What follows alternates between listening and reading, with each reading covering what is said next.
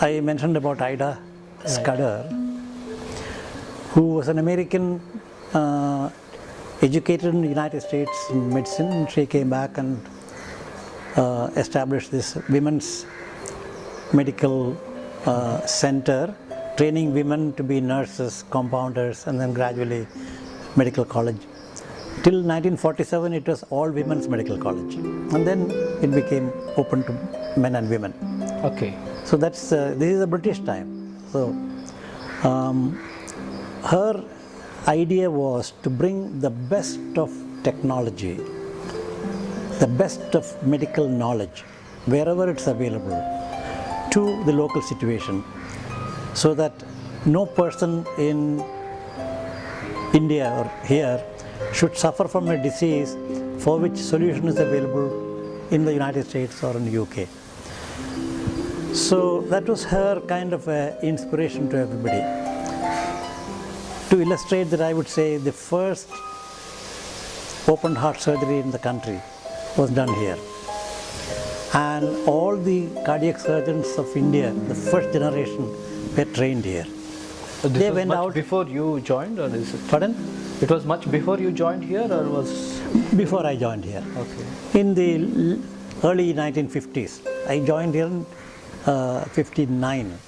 So already a cardiac surgery unit was functional, and they were trained. The first batch of Indian people trained in cardiac surgery was here, and they went out and established their own centers and established units. Say AIMS, for example. AIMS cardiac surgery started by one of our earliest trained cardiologists, cardiothoracic surgeons.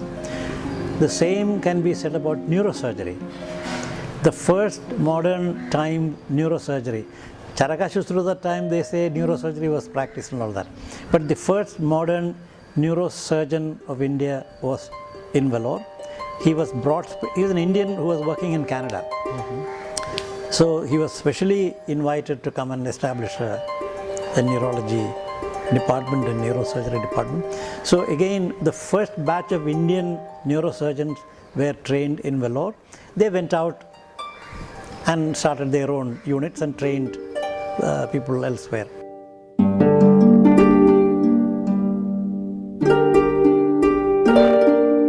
There was no department at the time.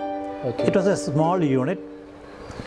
It was a research unit established by the Englishman pediatric professor. I converted that into a diagnostic virology, and it grew into a department later on. What are the major achievements during your tenure in the department, virology especially? Some of the early diagnostic work with unusual diseases with virus and all were done in Vellore. But 1966, we had children who were developing poliomyelitis, paralytic polio, in spite of taking 3 doses of the oral polio vaccine, which is never heard of in the West. So that is the incentive that for me to do some research into how the polio vaccine works. And therefore I had to throw open the lab for people to get children tested for polio. That was the beginning of a diagnostic virology. If you can do polio virology, you could do measles, and you could do any viral diseases. So at that point in time, there was no such kind of research in any part of the country, right? Not on this particular aspect. I mean, research in general in India is extremely non-existent, very low quality. Most people think of science in India as describing what happens. Okay. Not experimenting to change the outcome. They are two different things. For us, science is Shastra. Shastra actually describes as things are. Whereas science actually finds the effect of a cause that you defined. Okay, so you take a stable situation There are causes and effects, chemistry or physics or whatever you have, medicine, disease, drugs. You keep everything stable, you change one element in the cause equation and see what the effect is. That's how science progresses. No, we don't do that very much in India. In India, that kind of after C.V. Raman discovered the light scattering by the prism and the Vibgyor, rainbow colors and all that, what original science has India actually given to the world? Very little. We apply science into technology. So nuclear and rocket and all those kind, astronomy, we are very good. But there science done elsewhere, technology applied in India very well. Have we developed a single drug? We use a lot of drugs in medicine. Is there an Indian contribution to a drug? Indian contribution to a new disease? So our science is not very. Is it because of lack of institutional structures, or we know same individuals, they do wonders when they go out, but when they come here they may not be able to do as much as they can or they generally do? It's a combination of factors. Science is not valued in our culture. That is this basic science, and so we don't fund it. And there is no incentive, and anyway merit is not recognized.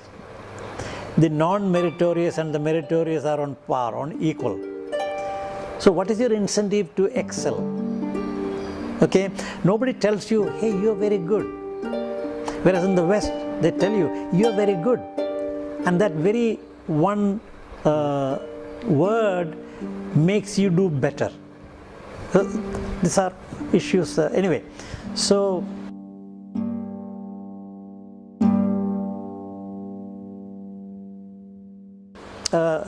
in virology, we use polio is what I did in the beginning. I found that the polio vaccine, the oral drops that was popular, was not doing giving good results. I began exploring it, and during that process of exploring this, I asked a question. There is a vaccine, there is a disease. Why should vaccine and disease coexist? We should solve the problem of the disease in the community by using vaccine. But this vaccine is not working well. So how to use this vaccine and have good results? That is the kind of exploration. So I'm not telling you the details, but in 1981 we made Vellore totally free of polio. 1981. The first town in the country to be made polio free. And by 1984-85, the entire district was under polio control. These are all various research projects. So we are bringing in research money, using doing research, but we are changing the practice on the ground. The word pulse immunization was coined in Vellore for solving a problem of inefficient results of the oral polio vaccine, and we began giving it in periodic. All children below 5 are given the vaccine, and we called it pulsing the vaccine into the community. That's what eventually saved India on polio elimination. So pulse immunization, for example, is a contribution from our department. 1980s we discovered that the second polio vaccine that WHO was not recommending, India was not even licensing the Salk vaccine, was found to be superior to the Sabin vaccine. That is a heretic statement, because most of the scientific world in the West said the other vaccine was good. So again we contributed a lot and kept up the teaching that vaccine has to come into play if you want to truly eradicate polio.